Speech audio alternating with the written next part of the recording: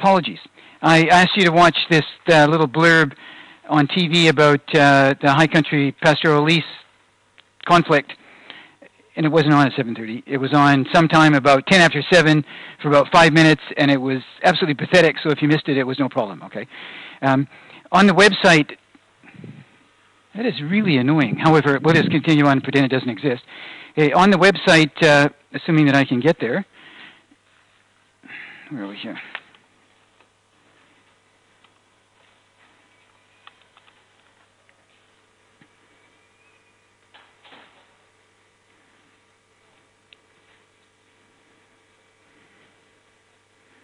That doesn't look good, does it? Fatal network error. I'm dead. Okay, like I said on the website, this particular, I'll send you the email link for this website after. What's left in the cache. There's a half-hour radio interview with Ann Brower, who's from Lincoln, who's kind of the Fulbright scholar who started this whole thing off. There's a Land Information New Zealand official, and there's a high country farmer. And I think it's Catherine, I can't remember the name of the interviewer. I think I've got it down here. Do I? Catherine Ryan. Excellent job of interviewing. It's about a half-hour interview. And if you're interested in this topic, and I'd suggest that you get interested because I'm going to keep coming back to it throughout the year, just trying to get a handle on what are the strategic issues in this that we could, shed some light on the whole conflict, because it is a conflict. And we're getting ripped off, but that's beside the point. At any rate, Catherine Ryan's interview is very, very good. It's on a little MP3 file up on this list, and if you want to listen to it to get a handle on what's going on, that'd be a good place to start. So I just wanted to start off with apologies. Another thing is that I've opened up the Blackboard WebCT sort of discussion forum, and I'm going to reward people who actually engage in that discussion forum. Like a free 5%, okay? Absolutely free. And in the past when I've done this, I'd say about a third of the class actually engages in the WebCT discussion forum, which is a shame. And so say we had, in previous years, we've had, say, a little over 200, that's about 70 people. 30 to 40 of those people will get 5 points. Okay?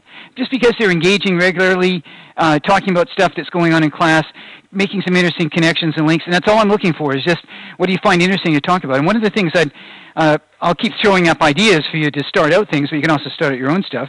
And one of them is just to come up with life examples about strategic interaction. Now, yesterday I told you the story about the petrol station, going home on Sunday night, and I had to pay beforehand to get my petrol, but normally you buy your petrol and then you go in and pay. That is if you're a nice guy. If you're a thief, you go in and, or you make mistakes, you fill up your car and then you go and pay. That's what you usually do, okay? And then I sort of compared that to your varsity fee structure where you pay in advance. And why don't we do it the other way around? Well, the theory of strategic interaction we have will help us get an insight into why there are those kind of arrangements. One of the interesting things, I think it was Hayden who brought up the idea of covert stuff, sort of deceptive, sneaky sort of things. And I want to tell you something that you don't know, that after I tell you, you will probably wish that you didn't know, okay, because it's better off sometimes not knowing things. I teach a health economics class in third year, and I asked the secretary if she could get me a list of the student IDs and emails, because any ordinary person cannot interact with this crazy database system that they have. So Carolyn sent me the list, and she phoned me this morning and said, "Oh, did you get it?" I said, "Yeah." And she said, "Well, I was really surprised because not only do I have the student IDs, and I have their names, and I have their user codes, but the passwords are right there. Any instructor can go onto the net and get not only your user codes, but your passwords." I mean, I think that is low, okay? I don't mind having access to your user code so I can send you an email, but why should I have your password so I can open up your account? Maybe some high-level police have official up there, you might want to give access to your give access to your password. Oh, you want me? Okay, I don't need to. I see. That's coming from my computer. Take it off. Don't worry about it. I'll just, whatever I do, I'll hold my microphone up to it. No, can we stick the other mic? Oh, you've got that one. I've got this one on? Okay, forget about it. Yeah, that, I didn't realize that was it. That's fine, Matthew. Thanks, okay. This is one of our ace guys. We got Matthew. Who's the guy up in the back? Guy? Okay, well, Matthew and Guy are doing all the videoing for you guys, so you really ought to thank them because I tell you, they're doing a great service for you, even though we haven't got it up there yet. Okay, you guys say. Okay, bye. Where was I? Oh, yeah, what you don't know. Your passwords. Available to any ordinary staff member, probably your tutors, who could get access to your accounts, which could then, I don't know, they could check your email, do all kinds of crazy stuff, I would guess. Okay, so now you'd ask, well, what kind of strategic interaction is going on here between the university and students and staff when staff can see student passwords? And as you'll see, we're going to start to define game theory as rational, intelligent play. But hey, this is bureaucracy, okay? This is what they do. The health system is like this too. You don't know, but you have an ID number, a health ID number. Every transaction you make with the health system, a doctor visit, a hospital visit, something like that, you have this unique identifier that has all the personal information that tracks you. It's kind of like a little credit card for your health, okay? And let's hope you don't ever have to use it. But if you do, they've got access to those numbers. They can link. They can tell everything they want to know, and they do. Okay. In the past, it used to be you'd sort of think, "Oh, this is my information," but it's not your information; it's their information now. Okay. Again, you said, "What's the strategic stuff about this? Those kind of information flows." At any rate, so each day I'm going to try and come up with my little examples. So throw them onto the web, and as you get deeper insights into the course, you'll begin to see more of life from this game theory perspective, and it gets a little scary because you get pretty cynical after a while. Okay, so let's go back to today. So today we're going to do a few short definitions. Remember at the beginning of yesterday's class, I asked you to tell me what you thought about game theory, and we kind of walked around, had a little discussion about that. I want to go back to our stop-go game, play another couple of versions, change it a little bit, and I actually have some money to play for this time, okay? So we'll try some money. The 20-cent pieces. I can't do it for $2, okay? I don't have enough of those yet. But I'll be getting some money off you guys, and then we'll play for $2. We're going to have another game called color matching. I want to quickly go over some examples of game theory that I've used over the past few years. The text has, chapter 2, has some very interesting examples, and it's kind of like a foundational sort of chapter, so I'd encourage you to read that, okay? Some very interesting kind of stuff. And then I'd like to get on to this a little bit about what game theory is about. Okay. But first, let's have a look at the definitions. Now, again, please don't write this stuff down, okay? They'll come up on the web after, and I think you should learn how to take notes. I'm not giving you stuff in advance so you get too bored, but you don't have to write everything down. You can get it off the web after. So I looked up in the Webster's Dictionary what a game was, okay? And just like some of the ideas that we had yesterday, you know, Webster's would define a game as an amusement, a joke, some sort of a fraudulent or illegal kind of shady scheme, a contest with a winner and loser, like athletics, or animals that are worthy of chasing or something like that, okay? So when you're looking for, you're going to find a lot of new words in this course. You can go and look them up in the dictionary, but that's not the best place to go, okay? There are other, words are ambiguous, slippery concepts, and what we do is we use special kind of words that are in common use, but we use it in a different way. And so what I'm going to do is just introduce you to some quick, short definitions. For example, our textbook authors, Dixon and Skeeth, you know, there's a one-sentence definition. What's game theory? Okay. Well, it's a science of rational decision-making in interactive situations. Now, when you see a one-sentence definition like that, or maybe a paragraph definition of a topic area, what you should look for are the key words. Okay. And so what I did is I just highlighted these 3 key words. It's a science. What's a science? It's about rational decision-making and in interactive situations. So when you're giving a definition, you have some words that sort of touch on or point to some important concepts, and then you might go and elaborate on what those concepts. What's a science? Okay, it's got something to do with theory, with measurement, experiment, testing, that kind of stuff. Okay, rationality, the key concept. Rational people are those who have some kind of purposes. They got objectives, purposes, not all maybe worked out in life, but there's things you want to get done. You have limited means to do them, and so you're sort of thinking about, you guys want to get a job, but you want to get educated. You make choices about universities, but you got a budget constraint. I can't go off to, the States to go to Harvard or Stanford or Oxford or UK or these cool places, so I'm going to stay at home.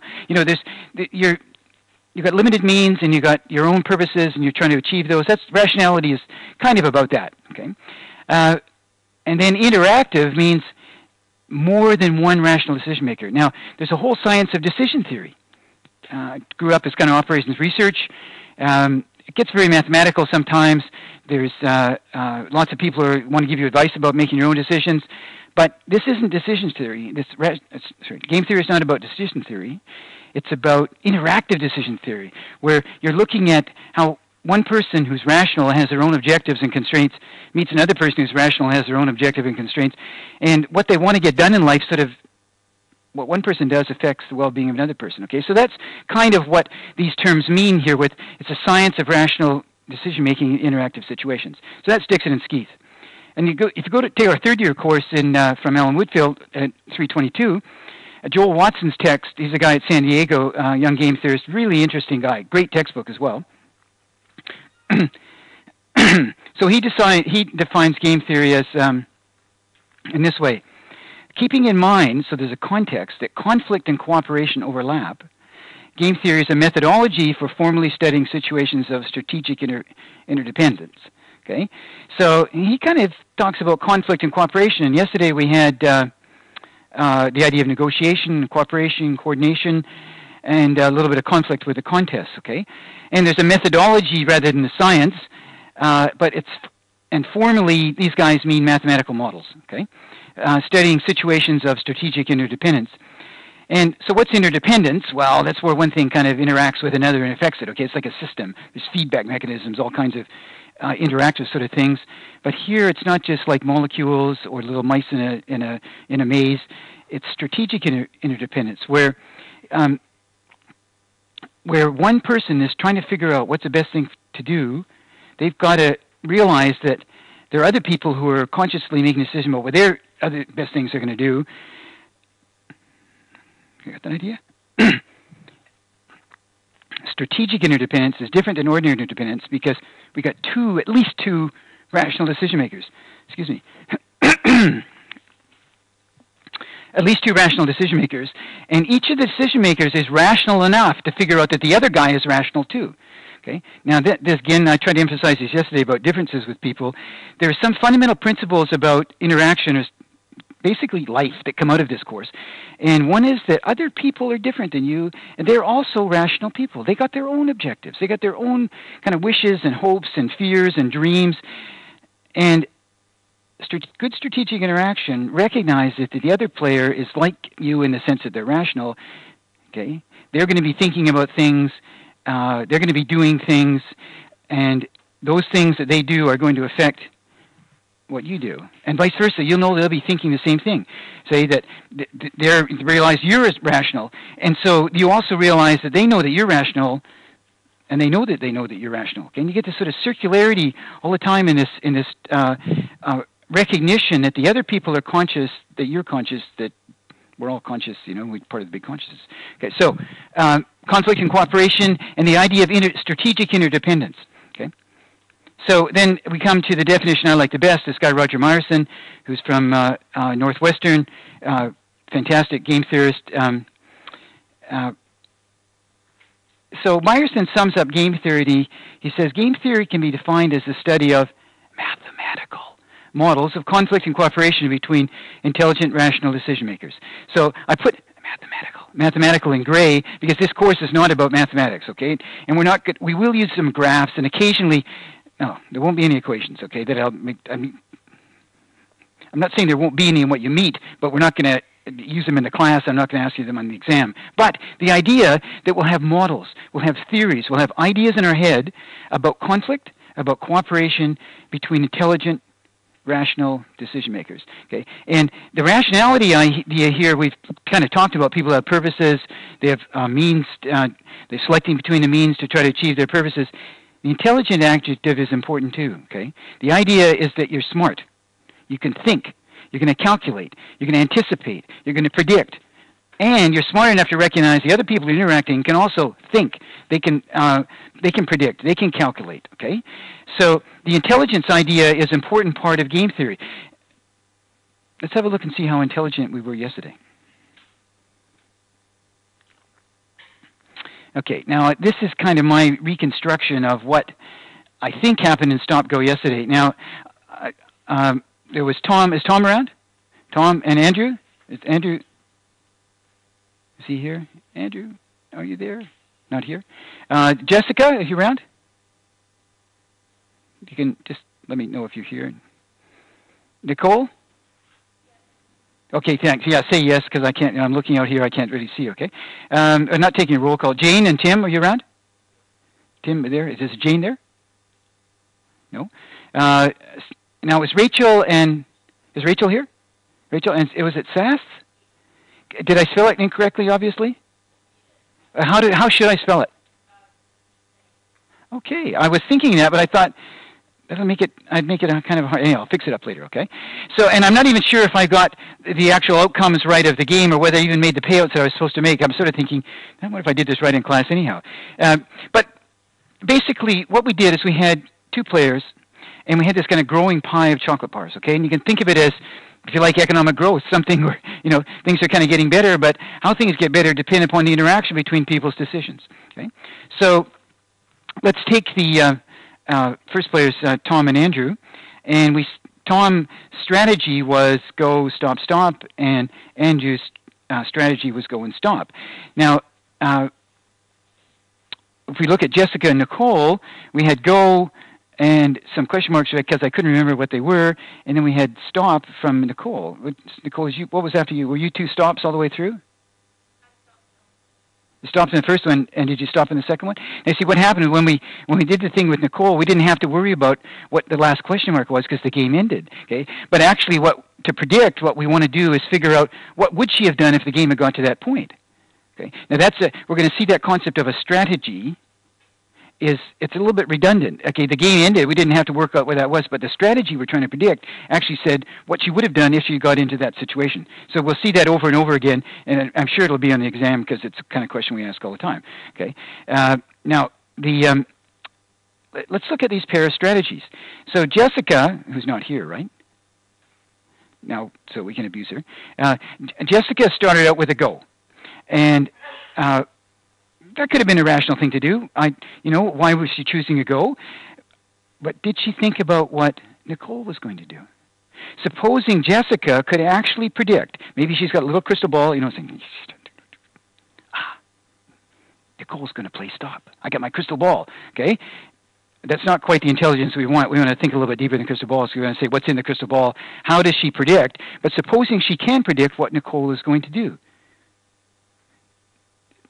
Is that a sensible thing to do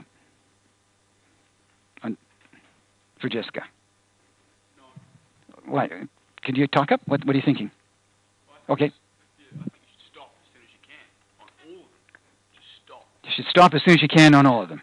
You've got guaranteed goods, and your risk just increases, and your rewards decrease. Just stop as soon as you can. Okay, did you hear that up there? A little bit? Okay. What do you think?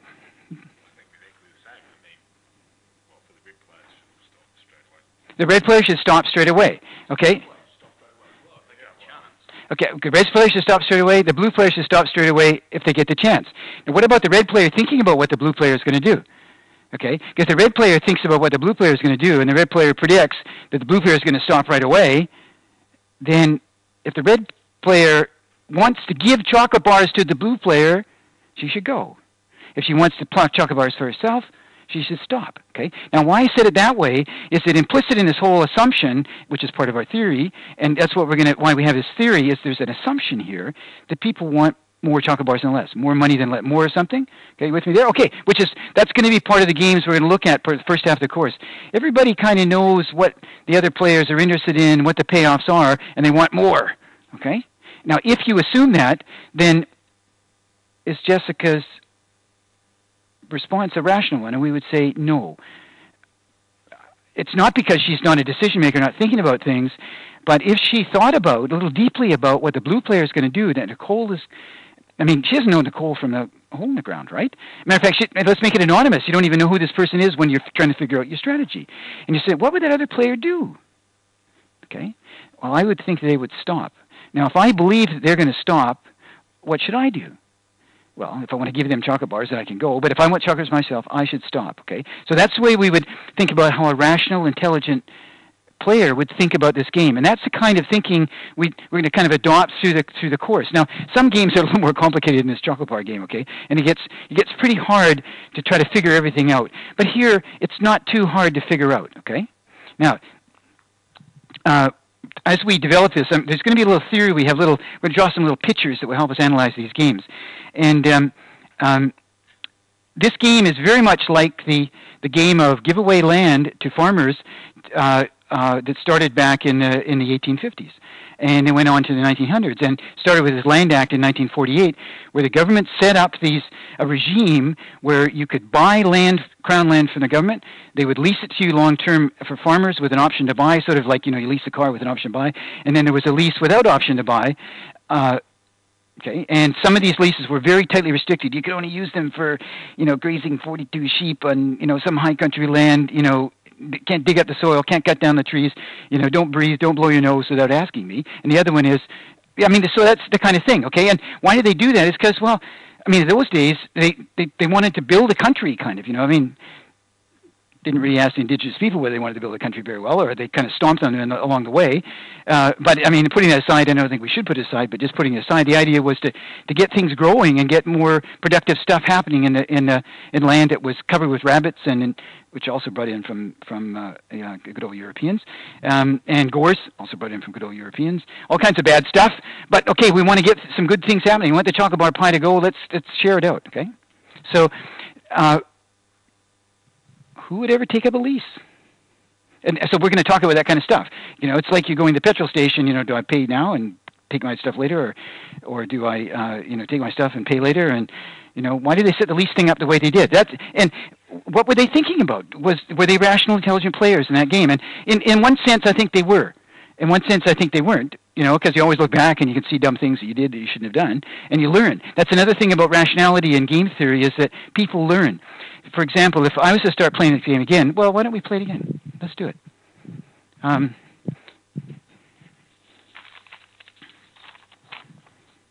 Do we even need the sheets? Yeah, well, we got to write the sheets down, okay?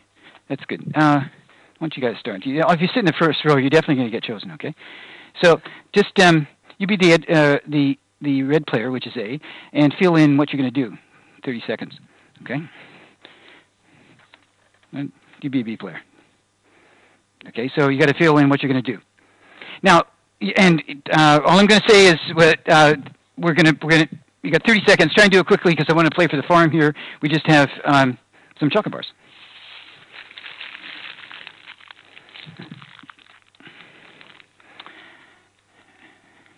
Okay, so we're in round one. The red player gets to move first. I'm going to put a chocolate bar out. Do you want to take it, or do you want to say go? Stop or go? You guys, yeah. You want to say go? Okay, we're going to round two. Do you want to say stop or go? Let's just say go. Do you want to say stop or go? Then now we have 3 chocolate bars here. If you say stop, then you get them all. And if you say go, then the choice gets back to him, and it goes up to 4 chocolate bars. You're going to go. You're going to stop. Okay. So, why did you guys go in the first round? What were you thinking? Okay. Perfectly rational. Well, this is not the game it's not what I was anticipating, but if you don't like chocolate bars, it's like, oh, get rid of them, okay? But let's do it for money, okay?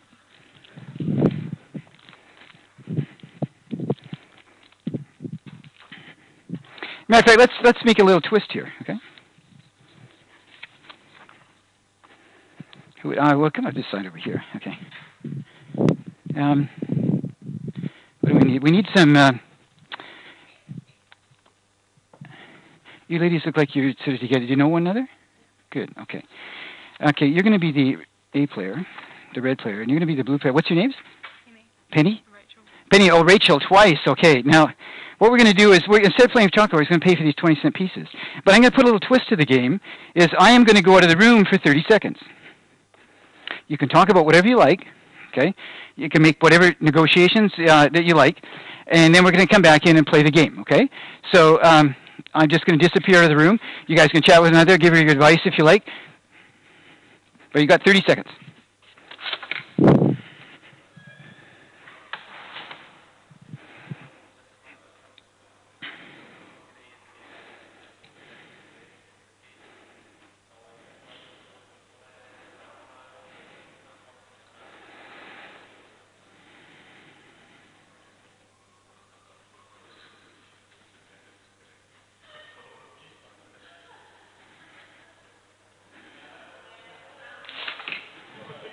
Okay.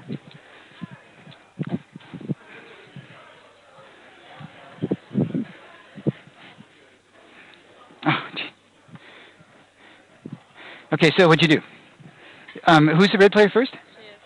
Okay, so what have you decided? You decided anything? Yeah. Okay, what would, it was Penny, right? Yeah. Okay, so Penny, could you say what's your first choice? Go. You're going to go? Rachel, what are you going to do? Go. Okay, so they each get... So what the idea is, you guys made an agreement with one another, right? Okay, so they made an agreement with one another. They could talk to one another. They made an agreement with one another, and I have to renege on my agreement because I only have 40 cents. I only have $1. What happened? I had 5 20s. I owe you 20, okay? Okay. Now, so just kind of keep that in mind. That a game, the outcome of the game, instead of being the stops, which we sort of thought here, and then we're going to get 1 chocolate bar, right? But up there, if they can make an agreement with one another, then they got 5 chocolate bars. Okay, pretty good. If you can make agreements. Now, I was going to do this in class, but we don't have enough time. Jeez, I hate that clock because we're running at 12:30. I keep thinking 3. You know, I'm out of here. But you guys, yeah. If you look on the webcast site, the overseas one, last year we did this, okay? I walked out of the room and got exactly the same result.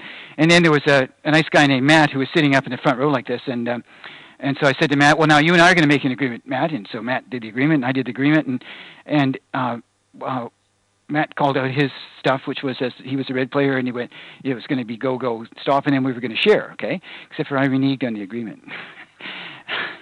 Now, and the reason I did it was kind of dramatic in class, and you'll see it on that little video.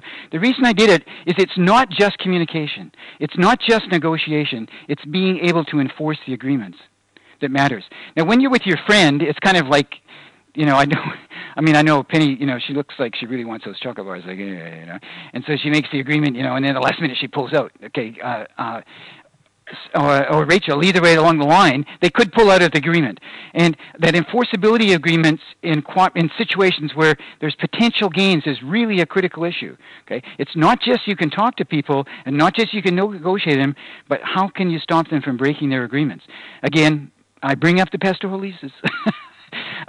It's you know, these guys, the High Country Accord guys who have all the leases, and they've had them for a long period of time. You know, they're saying, these are our property rights. You know, you owe us. You can't take this away from us. You're breaking past agreements. You know, and I watched this minister last night, and the guy, he was a wimp, an absolute wimp. I mean, completely uninformed, but still a wimp. You know, in terms of arguing for our taxpayers. You know, you put a shareholder of a corporation in front of these guys at some sort of land corporation, and they'd be going back, no, we are the owners, you're just the tenants, you know, you didn't pay the rent for 50 years, you know, okay, like that. They didn't do that. I would have expected that kind of interaction between the landlord and the tenant, but not between the Crown, we're nice guys, and the farmers, who are also really powerful, wealthy, nice guys. You can see the take that I'm really cynical about this, and the more I've dug into it, the worse it gets. And the worse it gets from the taxpayer standpoint, in the sense that everything else was privatized in the 90s. At least Treasury was saying, give us a reasonable rate of return. You got lakefront property coming up on all the major lakes and all the major towns. It's worth mega millions, and it's being given away. And much less all the conservation stuff with the parks and things at the top, because I don't think DOC is protecting the environmentalist interests there either. And you think, what is this? How does this happen? Okay, so that's why I'm kind of passionate about it. And I think the strategic interaction stuff will help us get a take on what was going on? What goes on in these bargains, these arrangements, these strategies that people undertake in politics and initially as they develop these properties? Okay, and are you breaking agreements? That's obviously bad. You don't want to break agreements. Well, everybody breaks agreements, and you often wonder what were the agreements in the first place. Okay, so let's move on to another game. Whoops. Go away. Now, this game is a little different than the stop-go game. We're still going to play it for chocolate bars, but it's called a color match game. And it's a little bit like a coordination type game where if you can coordinate one player with another, red with blue, so let's do the red guys on this side. And we'll do blue on the other side. Okay, 2 reds. Yeah, didn't do one yesterday for red. There you go. Here's the reds. And the red player has to choose a color, green, blue, or black. Okay? And the blue players, who are going to be over here, there you go. There you go. The colors on. There you go. Okay, now the blue players, you have to choose a color, gold, yellow, or red. So you're intelligent, rational players. You're figuring out, what am I going to do? What am I going to choose? Well, what's in it for you? Well, what's in it for you is getting some chocolate bars, which let's assume you want more chocolate bars than less, okay? So even if you hate chocolate bars, you can throw them away later. Just pretend that you do. If the blue player chooses a gold and the red player chooses a blue color, then they each get 2 chocolate bars. But if they mismatch, they don't get anything. If a yellow gets matched up with a green, they get 2 chocolate bars. But if a yellow gets matched up with a blue, they get nothing. Okay. If a red gets matched up with a black, they each get 2 chocolate bars. Okay, so 4 in total. And if there's a mismatch, like red with a blue or red with a black, red with a green, they get nothing. You got that idea? Simple game. Now the difference about this game is that the red players over here are going to be thinking about what to do. Okay, your payoff in terms of chocolate bars is going to depend on what you do, but also on what the other guy does. That's where the interactive comes in. Okay, and you sort of think, well, I got to make my choice, but I don't know what the other guy is going to do. In the stop-go game, it was like, okay, what are you going to do? And I can see what you're going to do. I can see what they're going to do. I mean, you might plan your strategies in advance, but at least you can observe what the other person's doing. Here, we call it a simultaneous game, where the red players have to choose and the blue players have to choose, not knowing. They're not seeing anything directly. All they can do is think in their heads. Okay, so let's take a minute and think. You got that idea? I just want you to make a choice. Now, again, remember, part of the kind of lesson plan here is that take a stab at it. Take a punt. Try to do some thinking so you can defend your choice a little bit. Just articulate what were your reasons for your choice, and maybe how difficult it is to make a choice, or maybe how easy. And then we'll play for the chocolate bars. Okay, so 30 seconds to make up your mind. We're not playing for the farm, just chocolate bars. Okay? And write it down on your piece of paper. Again, the idea of writing down is sort of to commit yourself to something, because I'm going to ask one person here, and I don't want the other person to change their mind on the other side. They still could do it, okay? But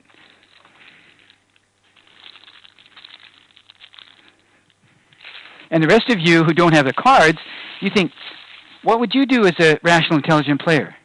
A blue player. A rational, intelligent red player. Okay? And what would you predict? What do you predict they're going to do? What was your name? Tom is saying there's no best decision. Well, I don't know. If we more chocolate bars than less, if you're going to choose gold, then you'd really like it and you're blue, you'd really like it if the other guy who's a red could choose blue as well. It's simultaneous and there's no way to know. It's just a punt. Isn't it totally luck? Yeah, a little bit less than luck. At least I want to convince you of that eventually. Not necessarily today, but just think about it, okay? Okay, okay. Okay, so what do we have? We have, who's got what do I do? Are we red over here or blue? Fred? Who did I give the ones over here? Do you got a red? Who else got a red? You got a red? Where did I give the other red? Did I give it to you guys? 2. I gave 3 out, didn't I? Oh, sorry. Yeah. Okay. Your first name? Pam. Pam, what did you do? You're choosing black. Who's the guy in the yellow T-shirt that I gave one to? What's your name? Nat. Okay, what are you choosing? Red and black. 2 chocolate bars each. Okay, I'll pay off in a second. Okay, so and what's your first name again? Patricia. Who's the second one down there? Somebody? Okay, the yellow. What did you choose? Yellow? Yellow and black. Didn't quite work out. Okay, sorry about that. Okay, and what was your name? James. Blue and blue and yellow. No chocolate bars, okay? However, we did have a red and black here, okay? Now, Pam, were you thinking anything when you were trying to choose a color? Just that you'd put the choice in the mind. The game is in the early stages, so unfortunately conflicting variables have come in. Mm-hmm. Plus red and black, most of us go together. For red and black, go to Canterbury. Now, what were you thinking? What was your first name? Nat. What were you thinking? Total punt. Okay, right. Now, this is great. This is really the first time that. 3 years ago, I had a bunch of people coordinated red and black, and it turned out that the Crusaders were playing a game at the end of the kind of week, and there were several people that kind of reasoned, like Pam. It's like it seems like it's a total punt. Okay. But you also recognize, the other guy is going to be thinking about it as a total punt. And if they think about it as a total punt and you're thinking about it as a total punt, you'll both be knowing it's a total punt, but you would like those 4 chocolate bars. Is there anything you could think about which would help you focus in on one or the other? And so Pam is like, well, red and black kind of go together for Canterbury. Blue and yellow, if you're in Otago, they might go together. If you're in Australia, it could be yellow and green, or something like that. And Thomas Schelling, this guy who got the Nobel Prize say last year or the year before in game theory, he's a brilliant writer. Read anything that he's written, okay? And he really developed some very key ideas in game theory, and one is the concept of focal point, that you got the strategic interaction, people need to coordinate, they can't communicate with one another. There'll be something in their history, in their culture, in their beliefs that they can each think about, that the other person can be thinking about, that they can use as a focal point to think, I could expect this. I could reasonably expect it, just a bit more than a punt. That's why I answered your question that way. It seems like a punt, but it could be more. There could be something else that can help you focus your expectations or beliefs. Speaking of which, are we doing for time? 5 more minutes. Thomas Schelling. He's on on today's handout. You'll see his sort of reference to his stuff. He's the theorist and analyst of the Cold War, the between the U.S. and Russia, and the idea of nuclear deterrence. Now, this is another area that I'm going to put up a little webpage on, talk about strategy and war, because I've been trying to figure out Hiroshima for the last about 5 or 6 months, and I've been reading left, right, and center, trying to look at various strategies and players, and because this whole nuclear thing scared a lot out of my age cohort when I was at university, because I was in Vancouver in Canada. The U.S. naval base in Seattle was prime target, and we're all thinking, oh, we don't want these nuclear weapons and all this kind of stuff. But I never really paid much attention to it. I was kind of a head down, go skiing kind of guy.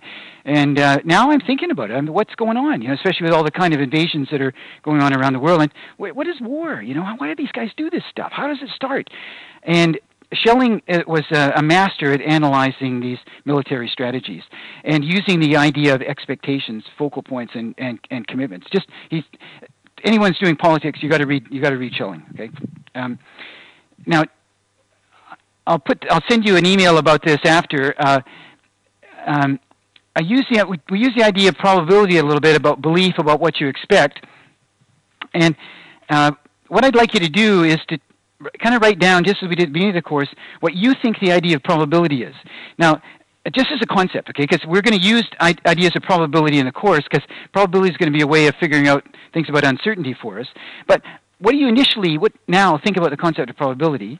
And to help focus your attention, I'm saying the TAB kind of believes that the Crusaders are playing against the Sharks, about 48% on the Crusaders and 52% chance for the Sharks to win this game. Okay, and I will go back and we'll play around with this idea of the TAB odds and probabilities later on. But for right now, I just want you to think about when you're not sure and you're taking a punt, what do you expect the other guy to do? Okay, and if you could say, well, out of those 3 colors, I don't know which one it's going to be. It could be a third, or toss a 3-sided coin, something like that. Now, in previous years, what I did is I went through a whole bunch of examples.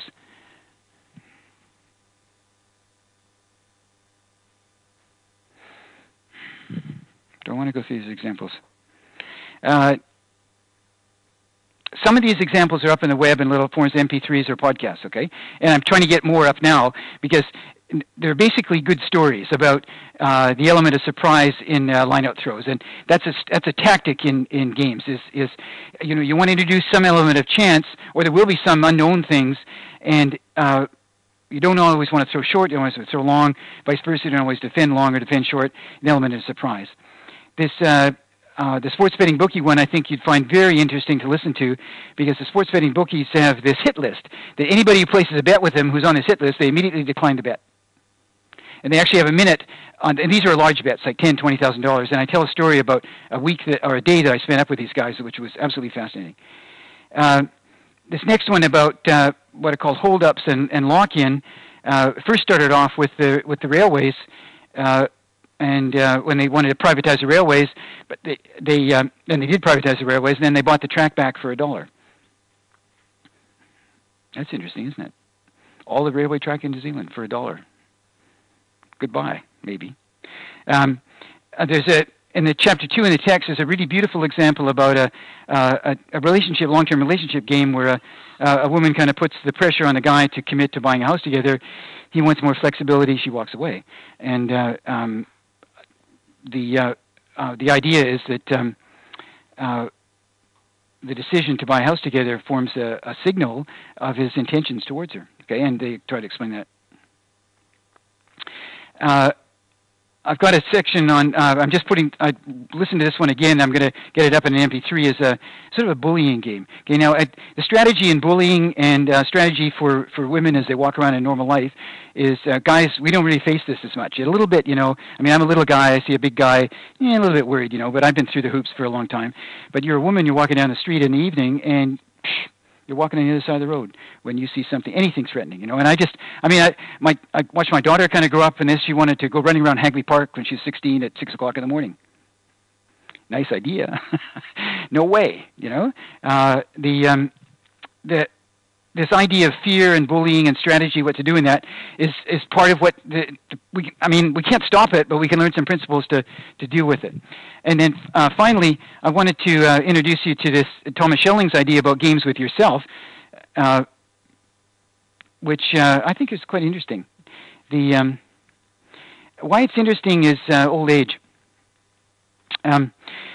Schelling has some really interesting little anecdotes, like, you go to bed at night, you're one person, but you got to get up at 5 o'clock in the morning, to do some studying. You set the alarm clock, and it's like, I know that person who's getting up at 5 o'clock in the morning is not me, because they're going to press the snooze button or put the pillow on it and aren't going to get up. So what do? I put it over on the other side of the room, or, you have to get to the airport. You do something to try, because that person who gets up in the morning is not going to be the same as the person who's wanting to do something at night. And he has some very interesting stories about these little games we end up playing with ourselves. Smoking is one example, losing weight, studying for exams.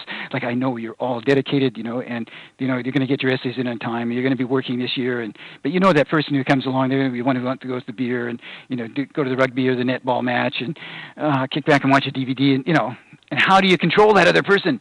What's your strategic interaction with them? Well, I had a really interesting. My mom's 90, and I love her really dearly. She was a great mom. She lives alone with my sister in Vancouver, and I went back and spent a month with her. And it was a very tender experience for me. It's hard being away from your family when they're that old. She's doing pretty good. Broken hip, a little Alzheimer's, kind of a good sort of spirit. Very slow. Life is just taking it easy, And you want to go up and get a cup of coffee. It's a morning. It's a day. It's not a quick thing. But it was nice to be able to share that time with her. And this is a picture. I rented her a little cart. Some kind of blackberries. Oh yeah. They were pickly berries. There's some down there. Yeah, they're blackberries, but they're not ripe yet. The salmon berries too. You want to step on the gas a little? Mm. You want to step on the gas a little? Mm-hmm. One hand. Knights used to live here, but that's a long time ago.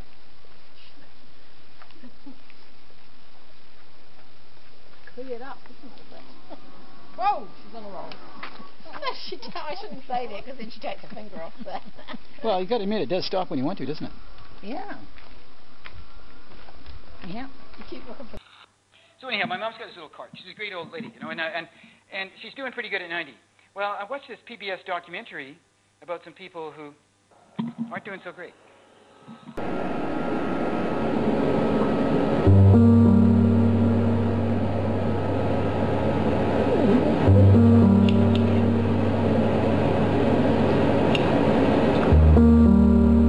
I think the biggest issue facing the population of patients is loss of function. You begin to learn that not everyone has cancer, not everyone has Alzheimer's or Parkinson's, but almost everyone loses function. And by function, I mean it could be something as simple as slowly worsening vision, or really bad arthritis in one knee that makes it harder to get around. People want to live longer, but they want to live longer in the self that they have at that moment. And so if there was a way that we could keep you in your 40-year-old body until you were 100 and then you drop dead, that would be a major medical advance. But unfortunately, as time goes on, these chronic diseases take a toll on the body.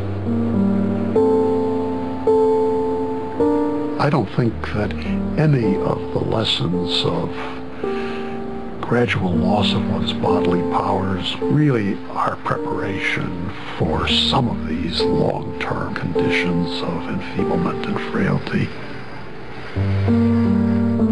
One should just simply tell the truth.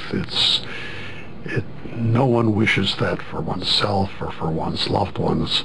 The question is, it's here. If it's not going to go away, how can we still make something out of it?